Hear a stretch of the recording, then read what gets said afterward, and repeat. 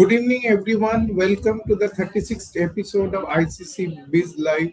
Now, this episode has become really popular. People are willing to participate, as well as we have a regular audience who ask questions. And we are also happy at this development. Today, we have with us a very another high level person, the Chief Economic Advisor of Union Bank of India, Madam Kanika Pasricha. Madam, request to give an introduction of yourself and your career growth. So, first of all, thanks a lot, Dr. Ghosh, for having me on the show. It's a genuine honor to be part of this esteemed forum. Today in 2026, at this juncture, I complete close to 18 years of my career journey, which I started directly moving from Delhi School of Economics, where I did my master's, to ICICI Bank as a Treasury Research Group economist. Spent 8 years at ICICI, then moved to Standard Chartered Bank, spent 8 years as a senior economist, and now moving towards Union Bank of India, one of the top public sector banks, as a chief economic advisor. It's been a blessed journey in terms of my career trajectory, and really honored that as part of this new journey, I'm part of this esteemed forum. Thank you. Thank you. Union Bank is indeed one of the prime banks. In fact, PSU banks are outshining the private banks nowadays, and we get to hear a lot of negative stories about private banks. Anyhow, now, our topic today is Indian banking, a deep dive. But before making a deep dive, I request your views on RBI, its regulatory role, and the financial stability it has helped to maintain in India. So I would say RBI has played a critical role, and starting from a very long time. In fact, I would say starting from 91 reforms towards moving when we joined the WTO. In fact, we adopted the liquidity adjustment framework, which we call the LAF, a core part of monetary policy making around 2002.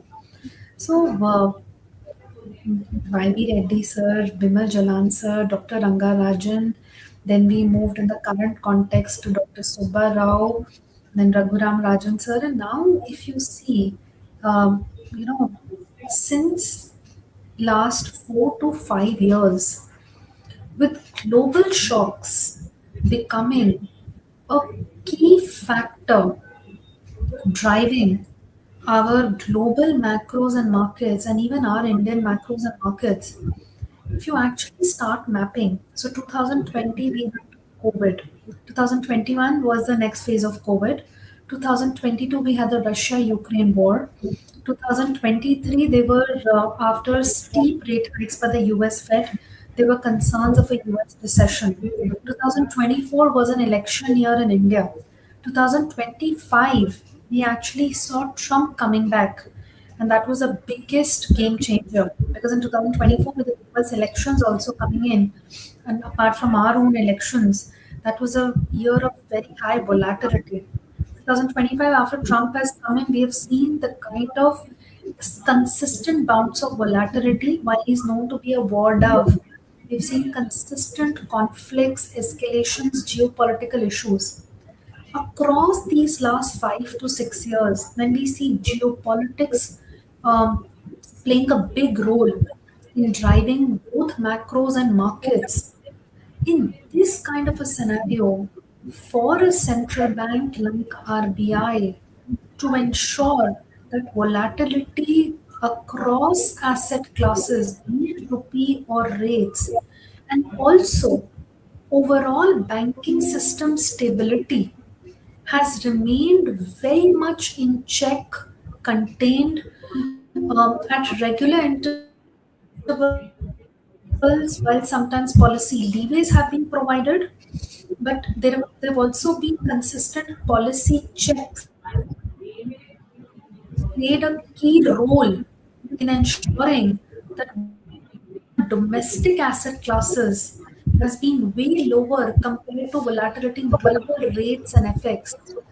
I would say it's all compliments to RBI as a regulator that has been consistently discussing the key issues that are emerging with the right stakeholders.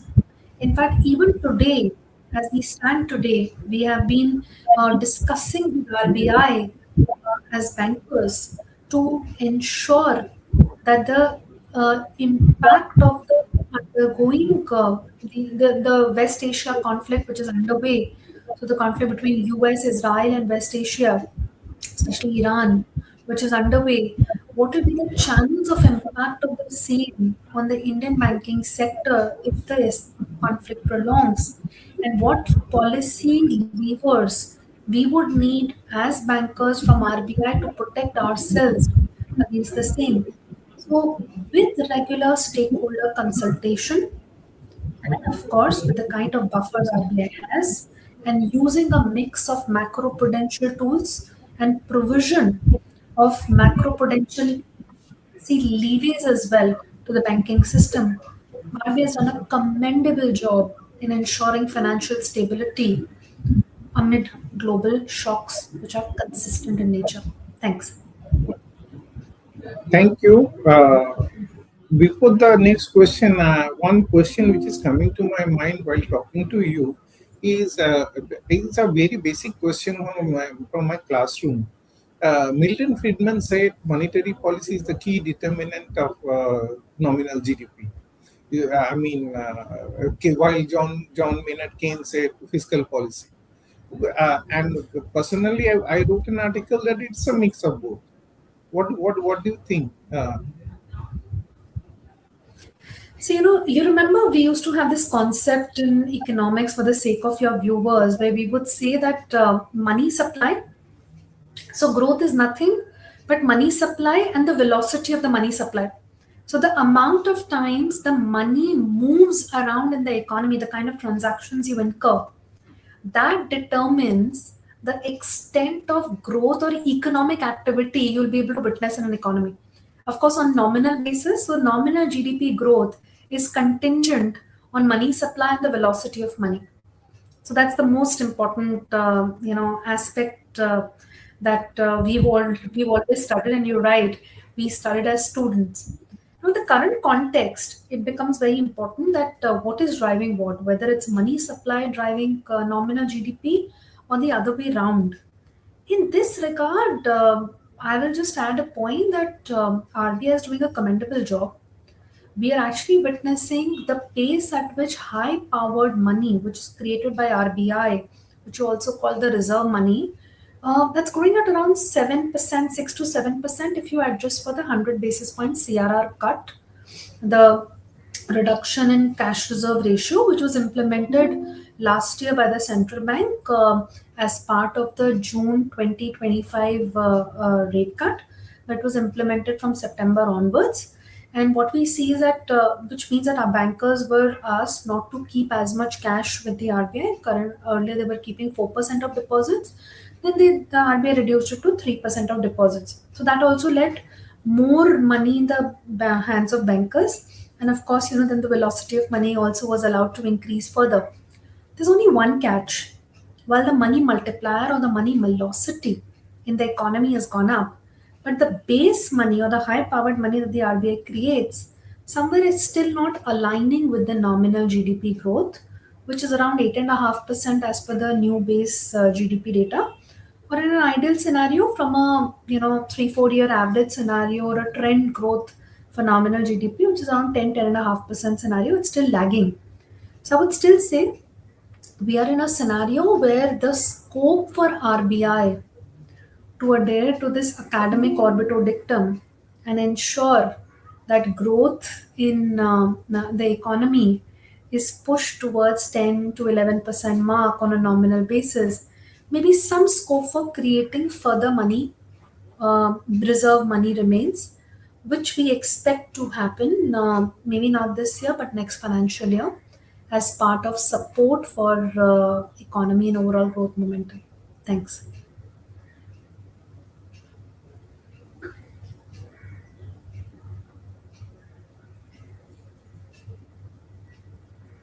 I mean, uh, political economic shocks, technological economic shocks. Can how can Indian bank uh, time trumps? How can Indian banking sector help us help guard us to export subsidization, or what are the tools you are using to guard us against various economic shocks? Tools or whatever. Yes. So we're asking Dr. Kosh regarding the tools with the banking sector to safeguard Yeah, against shocks of the I RBI. mean, I mean, the question is basically, can the Indian banking sector help us withstand global political and economic shocks? So I would say why not? It depends upon, I would say 3 points. First is, does the Indian banking sector as a profit making institution have a responsibility to guard the various economic participants from the shocks, be it geopolitical, commodity price led, or any other channel which affects economic participants, and especially, as you're talking about traders, mainly exporters or importers. So it's not a direct responsibility. They're profit-making bodies, and if there are any shocks which leads to possibility of rise in stress in the banking sector, then the channel of impact from a banking sector perspective would need some policy lever for the banking sector to support the economic participants and maybe limit their stress, or provide some liquidity cushion. So in this regard, if you see, let's take an example. Like last year when there was a delay in US India trade deal, the government already had a credit guarantee scheme, but as part of export promotion mission, that scheme was extended to the affected exporters. But also, more importantly, the RBI gave leeway to banking sector in terms of the loans extended to MSMEs in the affected sectors were there, and any sort of restructuring that was required, that kind of policy leeway was provided by RBI. In this regard, the incentive for banking sector to provide credit slash liquidity cushion to such MSME exporters, which is one of the key segments, or one of the worst affected segments whenever any shock or crisis erupts, especially related to business disruption, trade disruption, supply disruption erupts. So policy leeway, if provided, provides an incentive, gives an incentive to the banking sector to support or provide credit or liquidity cushion to the affected parties, which is usually the MSME exporters. That's one. Exporter or importers, because in the current crisis, it's also about oil price shocks, which is going to affect the importers more than the exporters. That's one.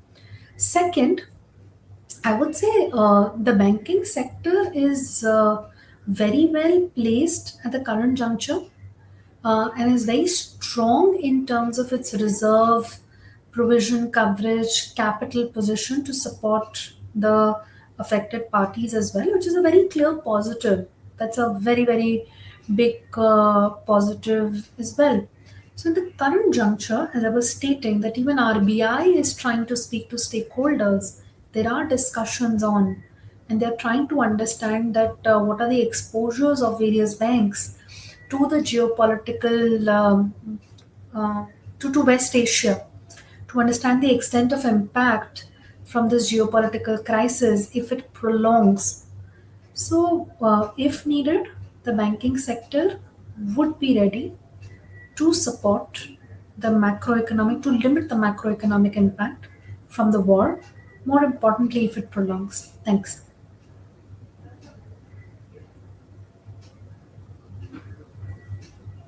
Nationalized banks and private banks later came into being, but later we saw the banking sector consolidation. And how has this consolidation helped in maintaining capital adequacy and risk management?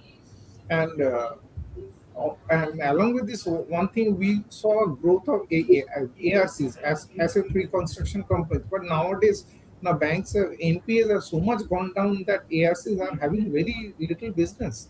I mean, officially they call it a slowdown in growth. So, what is the scenario? How you have if, how have you managed your NPS so well? I mean, what is the are you doing some magic in creditable? I mean, assessing credit worthiness, or has banking sector consolidation had? What are your views on all these things? I would say both borrowers and lenders have become very cautious, having burned themselves from the days of EQR and PCA, the asset quality review that we had in the pre-COVID period. When after the global financial crisis, immediately we had the infra credit lending boom, in fact, even the investment boom. But when the returns didn't come by, both borrowers and lenders, they understood that credit appraisals need to be very, very strict, and any sort of aggression in credit lending to a specific sector can backfire. It is very important to be clear about ALM, and also to understand that a sustainable lending model is more important than just chasing growth at the cost of spike in stress eventually. In fact, even in our bank, I see that the focus is that when you are lending, whether the stress levels are taken into account or not. So I would just say that overall, both borrowers and lenders have become cautious because they've burned themselves from the AQR and the PCA days, which was there pre COVID. In fact, if you see, the borrowers, especially the larger corporates, have not been enthusiastic about taking loans. They have been consistently in deleveraging mode for last 7 to 10 years. It's only recently when industry credit growth has started to go up. With respect to sectors like MSME, agri, given that lenders themselves have been very cautious of credit appraisal, we've got newer ways of credit appraisal via digital means with advent of GST, better credit appraisal practices across public and private sector banks is also helping limit the stress levels, any spike seen in stress levels. But I'll also end it with one point that if you look at the credit growth cycle, now the last time when we saw the peak in credit growth cycle initially was in 2011 to 2013 period when credit growth was also in close to 20% or higher levels. Then we saw consistent decline in credit growth. Post COVID, we were struggling with credit growth even matching the nominal GDP growth, which used to be 11 to 13%, mostly around those levels. It's only in the last 3 to 4 quarters when credit growth has moved in the 13 to 15% band, and the largest public sector bank has shown confidence of a higher credit growth number, which means that the demand is slowly coming back in the system. With the government also undertaking measures like GST rate cuts, income tax rate cuts, even the CGTMSE scheme to boost credit growth for MSME sector to facilitate the same. It's in this kind of background the credit cycle is only starting to picking up for the last few quarters. So there's a question of stress that'll be a key driver only in the coming few years. And I would still say, reassert and ensure that all bankers are focused on credit appraisals. And it's not just the bankers, both borrower and lender are very cautious of the amount of credit that's being disbursed and whether the repayment capability is there or not. Thanks.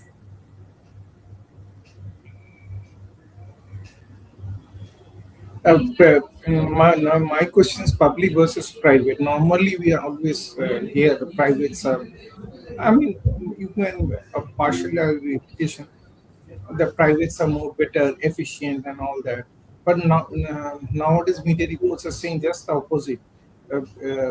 PSBs are better managing NPAs. They are exceeding in home loans. They are exceeding in these loans and all that. I mean, they are better in loan deposit metrics.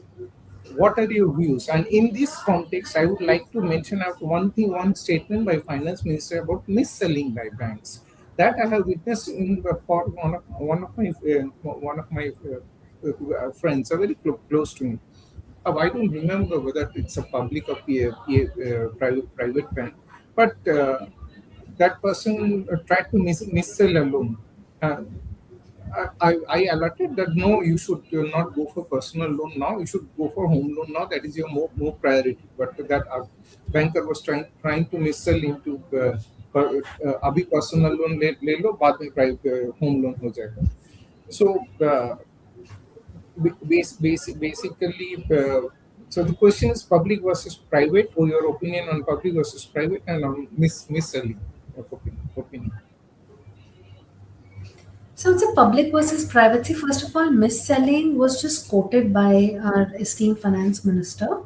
It's not attributed to a specific segment, whether it's public or private or a specific bank. As part of general banking, maybe she's found a trend for some of the banks, but it's an exception rather than a trend in my view. That's one. Okay. Second, whether public versus private, actually, the way I see it is that yes, you're absolutely right that even public sector banks are becoming more efficient, especially with the public sector banks transitioning to meet investors. They are now as part of market. There are special and regular reviews from the Department of Financial Services, and this is not just for business parameters, it's across efficiency parameters, so compliments to the finance ministry for the same as well.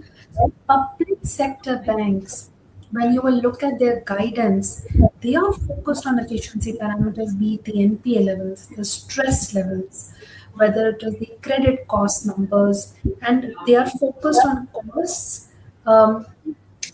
and as part of the overall agenda to meet a healthy ROA and ROE.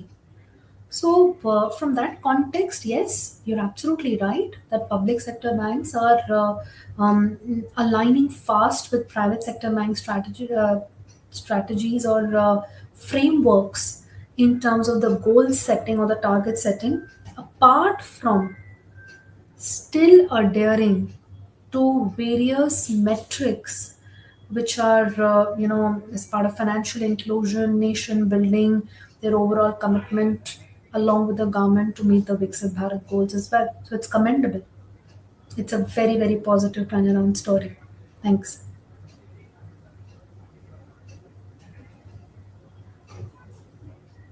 The question is, what worries me and my economic friends is the high credit deposit ratio, which is something a very recent development we had not seen earlier, and we feel it is a fact that money is not flowing into bank deposits; it's going into the stock market. So, but since so what do we do? How do you increase the velocity of money and money supply in such a situation? A cut in CRR and SLR. Stock market may be temporarily down, but money will SIPs are there and money will continue to flow to the capital market. Sometimes domestic institutional investors overtake foreign FIIs. So how do you manage what are your comments on the high credit deposit ratio and how it can be managed? Whether to further high or for the loan, how will you meet the further loan requirements basically? So I would say 3 points. First of all, let's refer to what the RBI governor talked about in the latest monetary policy meeting, where he mentioned that CD ratio may not be looked at if a particular bank is adhering to its statutory or regulatory requirements, which means CRR, SLR, and more important, LCR and NSFR. So the liquidity coverage ratio. Now, incidentally, meeting the liquidity coverage ratio requirement is partly helped by supporting is partly supported by adhering to the SLR requirement of 18% of NDTL, which is net demand and time liabilities, that is deposits. Um, so LCR is given more importance, which means that the liquidity coverage for a bank with respect to expected deposit redemptions over the next 30 days is given more importance by the regulator compared to just the CD ratio metric. Second point is that as we are developing as an economy, our household savings profile is shifting from equity towards from debt towards equity and high risk assets. Now, when that happens, people today, like you were talking about, the anecdotes. Even people today, when you speak to your friends, कोई भी bank में deposit रखता ही नहीं. Lazy banking days are over. They want to keep. They think that you are not very knowledgeable about investments, which is why you're keeping CASA in your current account or saving account deposit. Just lose cash. So, when people are aware about various investment avenues and they want to earn a better return on their investments, in this kind of a scenario, deposit growth, especially low cost deposit growth, will always be very, very hard to come by. That is a major problem that's being faced by the banking system today. So, in this scenario, credit growth and deposit growth will always face some sort of a gap. So, eventually, we think that they may align towards nominal GDP growth, which is 10 to 11%. But there is a plug in between credit and deposit, which can become the new alternate source of funds, which is being explored by banks. Like the largest public sector bank chairman talked about securitization of assets to counter the slowing deposit growth. There can be use of borrowings. Like last 2 3 years, we've seen infra bonds gain momentum as an alternative fund source of funds. Now, when you borrow to lend, in that kind of a scenario, your CD ratio will be higher, but you may still meet your LCR requirement. And at the current juncture, the RBI is comfortable with the same because we are still in a neutral monetary policy mode. Thanks. Liquidity deposit ratio. In fact, today's paper I read something about some bank issuing green bonds. So you can borrow more to lend, yes, and meet your liquidity requirements. Very good learning. Thank you. Now, again, I will like to go to a basic question from, from the classroom. How does growth in credits help in credit growth? Does it actually reach the one doing the cultivation in the field, the agro, the MSME, the startup, the exports, microcredit? Does money at competitive rate actually reach them? Or is informal finance still ruling the roost in some places like money, like microcredit? I don't think informal finance will be there in every stream of Indian economy, but microcredit, informal finance is still there. I believe so. What are your his opinion on how does credit dissemination of credit and how it helps in GDP growth? So I would say that, I think 3 4 years back, Economic Survey had mentioned that the MSME and micro enterprises credit gap is around, if I'm correct in the numbers, it was around 20 25 lakh crores. These are very big numbers. In fact, I would say some 7 to 8 years back, International Finance Corporation had come out with a report where they had looked at the share of informal sector in funding MSME, micro enterprises, credit demand. The share of informal segments was still big, close to 50% or slightly higher, I would say. So, role of informal sector in funding MSMEs and micro enterprises still remains significant. But the formalization is underway as well. and I would say compliments to the government for providing the CGTMSC credit guarantee scheme in order to ensure that banks have the risk appetite, they develop the risk appetite to lend to MSMEs and micro enterprises. So that's actually rising. And can you imagine today, as banking sector, we see MSMEs as one of the highest name accretive sectors. For the system, MSME credit growth is more than 20%. And this is a sector which is being looked at as a very good credit target by both public and private sector banks, because there is a underlying guarantee cover from the government to help you as well, to safeguard you as well. There are bankers who are expanding in the MSME portfolio even outside that CGT MSE scheme, because there is a limit on the extent of ticket size, which is around 10 crores. Still, this is a very, very critical segment, highest name accretive segment. Specific sector wise clusters are being targeted in order to ensure that MSME credit growth is one of the fastest growing credit segments, and that is a start of formalization of credit lending for MSME, for micro enterprises, among others. Thanks.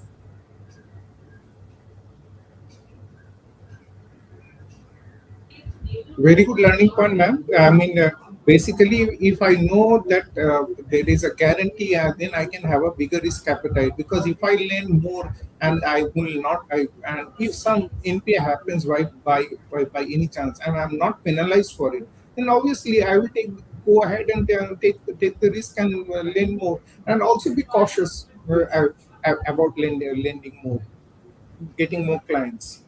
Very well explained. Now, how to now you these repo rate changes? RBI meets every 2 months, and we wait with bated breath regarding repo rate changes, CRR cards, SLR cards. How do these repo rate changes translate into changes in lending and deposit rates? So I would say, let's take cues from the earlier question that you had asked about credit and deposit growth gap. So credit growth is higher, deposit growth is lower. It means two things. First is lender has pricing power when it comes to credit, but when it comes to deposit, the lender doesn't have pricing power.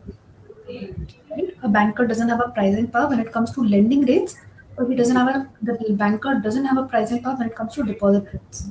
So despite the 125 basis points rate cut, the extent of deposit rate cuts has been capped. It's been on 60-70%, but it's not been 100%. But when it comes to lending rate, a part of the lending rate transmission happens through repo linked lending, which we call the external benchmark linked lending rates, typically for retail loans and MSME loans. There, the transmission is one on one. The bankers are supposed to transmit 100% of the rate cut impact to the borrower. When it comes to MCLR, which is marginal cost linked rates, marginal cost linked lending rates, there the transmission has been around 40-50% more than that, because the credit growth has been higher than deposit growth.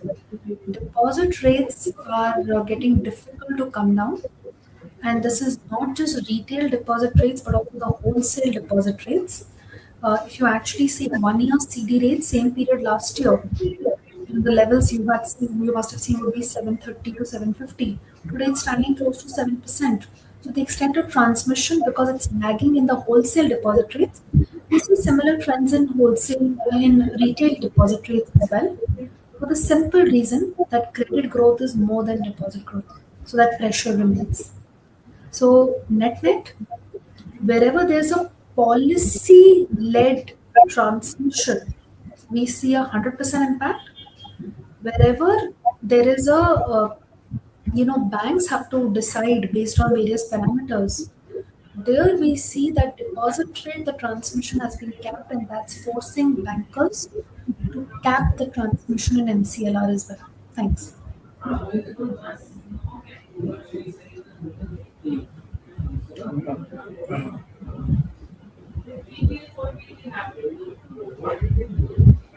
About in NBFC and their growth and their raising of money. What is your opinion on NBFC's linkage with the banking system, or is you would say it is a part of the banking system? What would you say on NBFC? What is your opinion? In terms of the sources of funds, sir? Sources of funds, lending, and all that. Raising. Yeah, sources of funds and lending, both. So I would say, sir, that when it comes to NBFCs, they are a very, very critical component because the kind of on the ground reach that NBFCs have, even banks do not have in some of the areas, which is why bankers are tying up, doing pool based lending as part of the NBFC pool as well in order to think of lending. So that's one. Hmm? Now, in terms of sources of funds for NBFCs, NBFCs have also become very, very active, proactive in managing funds. And for them, initially, banks used to be the prime source of funds consistently.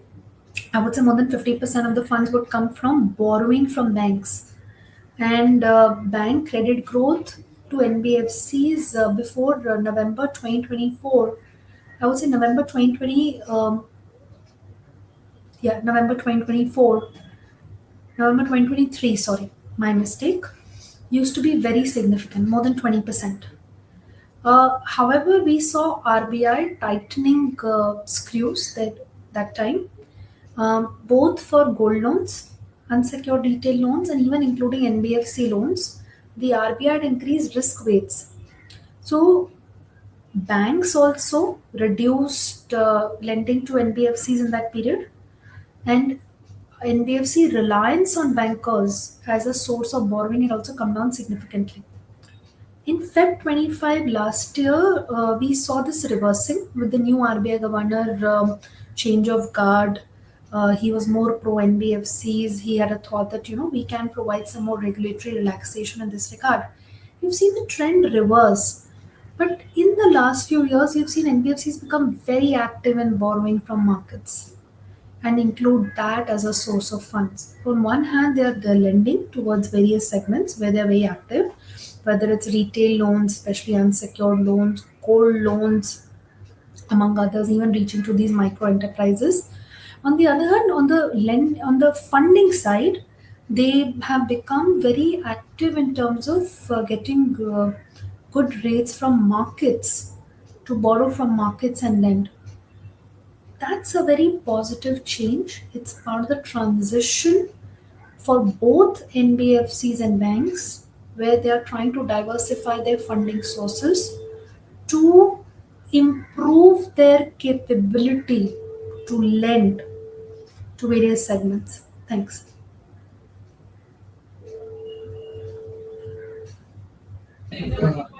Indian economy is on a growth curve. And this question is to you, the economist, not really related to banking. Pre-budget, there was a meeting where some economists quoted that more government investment in capex will crowd out private investment. But that is a scenario when we are operating at full capacity. Even though we are on a growth curve, are we really in full capacity? What do you, what are your thoughts? So you're asking about the full capacity, whether the Economic manufacturing capacity sector. utilization.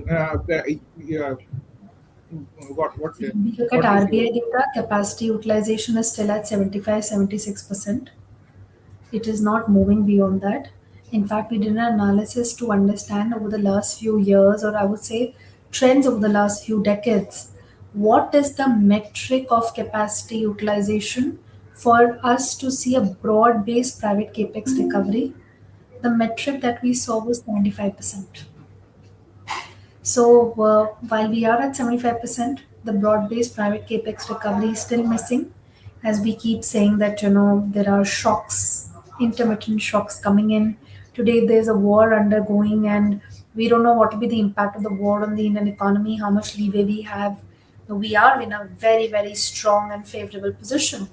But for a corporate to think of investing, even though they may be better placed in terms of capacity utilization, is still capped. So I would say 75% is the average capacity utilization. Yes, there are some sectors which are outperforming, maybe cement, steel, because construction is high, maybe even in renewables, the CAPU is higher, but it's not a one size fits all story across sectors. Thanks.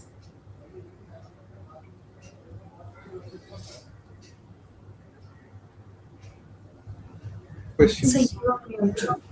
Yeah. Now I'll open the floor for public questions. If anyone wants to ask a question to you, they are welcome. Okay.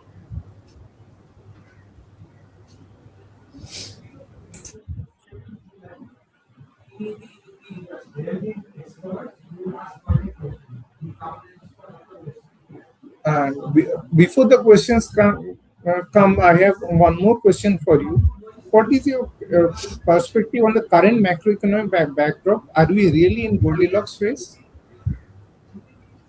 This is a key phrase being used by both RBI governor and the finance minister, where they claim that we are in a high growth and low inflation phase. In fact, we are in a very good scenario. I would genuinely abide by their views on the same, because for the current financial year FY26, which ends in March 31st, we're actually witnessing a real GDP growth of 7.5%, very positive number, while our trend growth is close to 7. A 7.5% growth shows on a real basis that we are doing well, and it's a broad-based growth number, especially manufacturing growing and at a strong footing, and even services adhering to their steady growth momentum. On the inflation side, we've actually seen downward pressure on inflation. A 2% inflation number this year is likely compared to a 4% target for the RBI led Monetary Policy Committee. Provided adequate space for the RBI to consider 125 basis points rate cut. So it's a very healthy macro mix: high growth, low inflation, which supports which supports the use of the Goldilocks phase term for the Indian economy. It's a very good starting point compared to even other economies at the current juncture. While the world is dealing with the conflict, given that we have a good starting point, even if there is some deterioration in the macros, we are very well placed to handle the same. Thanks.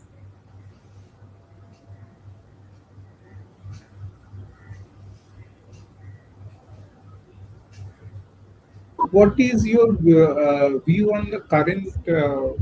Are we? I mean, current in Indian psychology of Indian youth. Are we more? Then I mean the kind, or rather, let me reframe my question. The kind of entrepreneurship we are seeing nowadays, so startups with the third largest economy startups, we have not seen in our youth. I mean, so I mean, do are we people on if a startup approaches you for loan, will you lend? Now, question is, it depends on the financial. It could depend on the financial of the startup. So, in this context, my question is, who are you keep whom will you who are the key persons whom you will lend, and where do you consider lending risky? With this, I will end the question. Where would you like to lend? So, but I'll first take cues from the point that you made. Yes, our businesses are very entrepreneurial, and it's not just about startups. Of course, we have a Startup India framework. Every year in the budget, also, we've seen some support coming to startups. So, bankers are thinking of lending to startups, which is that they have access to other sources of funds as well, from venture capitalists, private equity funds. But when you said our businesses are entrepreneurial, I would say the perfect illustration of that was when there was delay in um, you know the US India trade deal last year, and we saw we were thinking that the sectors like shrimps, marine products, who are highly dependent on the US in terms of the percentage share in their export demand. Even sectors like gems and jewelry, sectors like textiles may go down under, may suffer very sharply. But what we saw is across these sectors, there was diversification towards other trade partners. And that really helped. And that's the kind of entrepreneurial nature our businesses have. Last year, when we were attending conferences, because of on from bankers, and there was a delay in the trade deal, everybody was saying MSMEs will be badly hit, only and only because it takes at least 12 to 18 months to get new trade partners. Our MSMEs were able to manage that in a span of few months. So our businesses are extremely entrepreneurial, and that helped cushion any stress with respect to MSMEs on the banking sector. That's one. Second, where is that we are trying to lend? As I stated even earlier, for across banks, whether it's public sector or private sector, today MSME is the highest NIM accretive sector. We see maximum lending there across segments. Of course, we are cautious of sectors which are very prone to trade disruptions, like gems and jewelry has shown that sensitivity, even though they have been very quick to diversify their trade partners. In fact, I would say it's happening across segments. So we may be sector specific or even company specific when it comes to MSME, but they're the key credit target for us and the highest NIM accretive segment for us today. Thanks.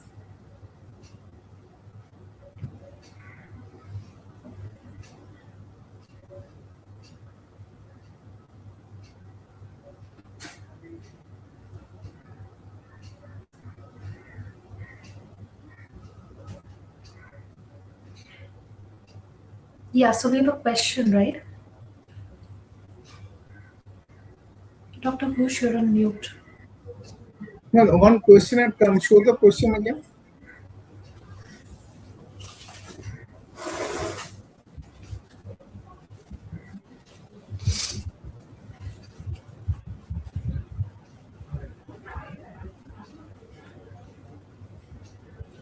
You saw the question, no?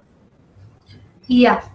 So basically, it says you mentioned the NBFCs are opting for market rated borrowing in funds. Their cost of capital higher than that of SFBs and full service banks. So, Sanjay sir, I completely agree with you. It's just that, when the cost of capital is higher, and that is the case, but the yield on advance is also higher compared to banks. So, for a typical MSME loans, for a bank, it's linked to repo. But for an NBFC, there's no such rule to link the loan to repo to a repo link product.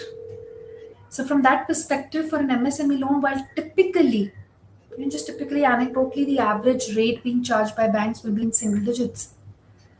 From an NBFC perspective, that will most likely be in double digits.